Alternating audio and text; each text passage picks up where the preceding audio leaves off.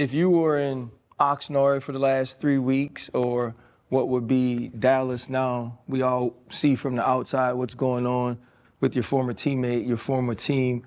What would be advice you could give to Micah Parsons as he now deals with trying to figure out how he handles his contract negotiations? That's a shaky situation, man.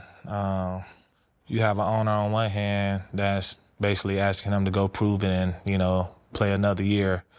But, you got a young star on the other hand. It's like, I already done proved enough to you. You got to pay me my money. So, I mean, it's really hard to, speak on it, because, with my situation, Jerry franchise tagged me the first time, and he was like, shoot, if you can prove it under this franchise tag, I'll pay you.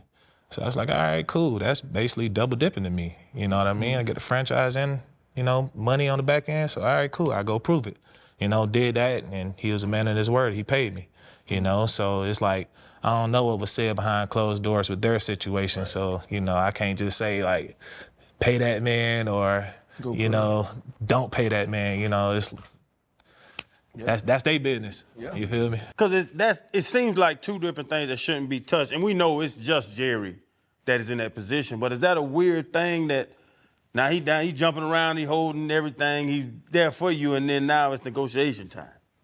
Well, it might be weird to everybody else, but like coming from Dallas and being in Dallas my whole career, that's all I knew. Yeah. You know what I mean? So it's like I don't see no difference in it. The owner or the GM is.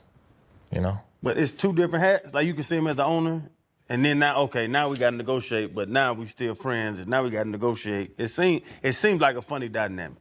See, like that's why I think people be getting it misconstrued. Like you handle your business and stuff, Jerry will pay you.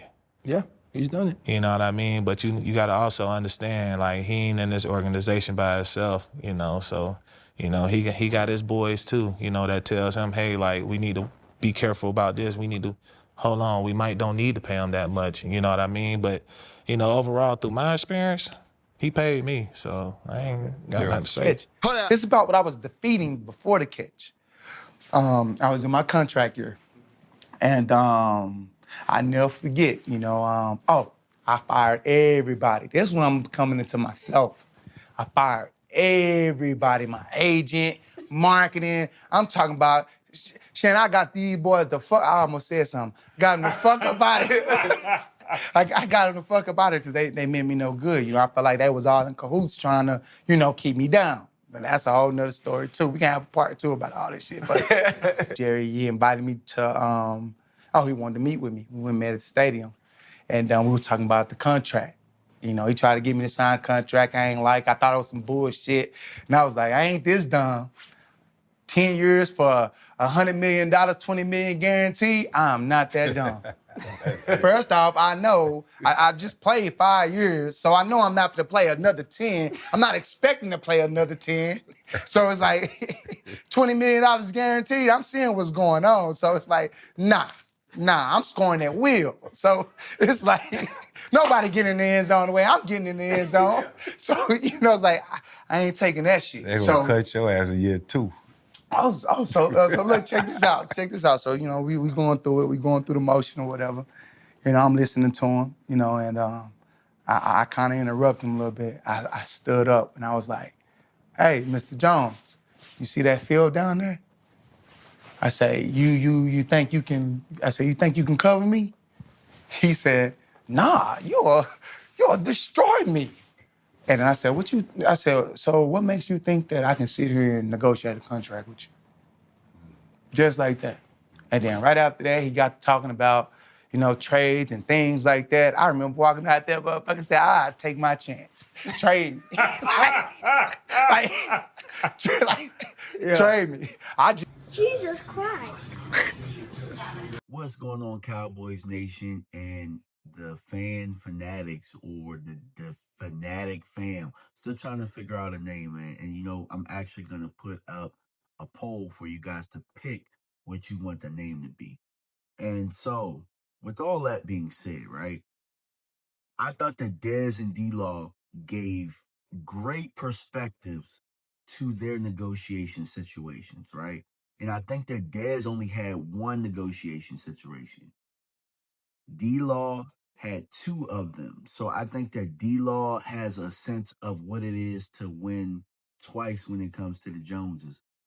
And so they had different ways of doing it though, right? Dez sounds very similar to what Jerry tried to do with Micah. You know, take you up to the suite. I don't know if it's a game situation with Dez, like was it a college football game or what? But Jerry just kind of corners you. You hear that situation with Romo too, where Romo and Parcells, they take him in the closet or something like that and try the negotiation tactic. And I'll talk about Dez and Romo's way of doing it. But with D-Law, which it kind of sounds like it's in between both. D-Law got the franchise tag and then got his deal. So for him, he looked at it like, all right, I'm going to get all this guaranteed money and then I'm going to get my deal on top of that, right? And I know that with Dez, they franchise tagged him too and then added his deal on top of that. Dez and Rock Nation wasn't dealing with that. And then if you were on my live show yesterday, you realized that I figured out that they created a buffer. The Dallas Cowboys created a buffer so that they can franchise Micah next year. And I don't know that they have the same type of urgency to get a deal done right now because that's their leverage. Their leverage is that buffer that they have where it's $31.5 million that they have on the cap now that they can roll over until next year. So they created a buffer so that they can franchise them if things get really, really bad. You know what I'm saying? So Micah could go the route of, all right, well, I'll play this year out at 25 mil. Then next year, you'll probably franchise me at about 27 mil. That's just approximately or something like that. And then you're going to give me my deal on top of that so I could really kind of triple dip or whatnot. And he could go that route. Or he could go the route that Romo and Dez did, where it's just like, I'm going to take my chances. That's what I think what Jerry tried to do with Romo and Parcells, but they was like, well, you know we can't play you, right? And he was just like, I'll take my chances. And then they were like, we found our franchise quarterback. Hardball. It was hardball. And with Demarcus Lawrence, he said, I'm going to take the tag. With Dez and why Dez and Micah is very, very similar is that the trade talk came up. And both of those guys wear their hearts on their sleeves. They're very, very emotional players. You know what I'm saying? Very, very intense. D-Law not intense. Tony Romo wasn't intense. So anything you say against me, they don't look at it as gamesmanship. They're going to look at it as personal. They're going to look at it as personal. And I know that Jerry and those guys did not want to deal with Rock Nation, just like they don't want to deal with David Mulligetta, or however you say his name. But with that being said, I see Micah's mom and Jerry all cozy, right? So you see them cozy after Jerry just went on tour, dogging Mike and his age and all that type of stuff. So I think a deal is coming soon. I think either a deal is coming soon or a decision is coming soon. But I expect Micah to be playing week 1. But in the comment section, I just want to know what you guys think. Do you think Micah's going to be playing week 1 and he actually has a deal? Or do you think that he doesn't have a deal and he's going to play this out and it's going to be a longer, drawn-out process? I'm looking for you guys' comments in the comment section, but I just thought that it was neat to have two different perspectives, some similarities in both areas and avenues that Micah could go. But I personally think that the deal is getting done soon. So appreciate y'all for stopping by. Peace. Turn the pressure up. I don't quit. I don't fold under pressure. I'm the best, and I know I'm the best. And you know I'm the best.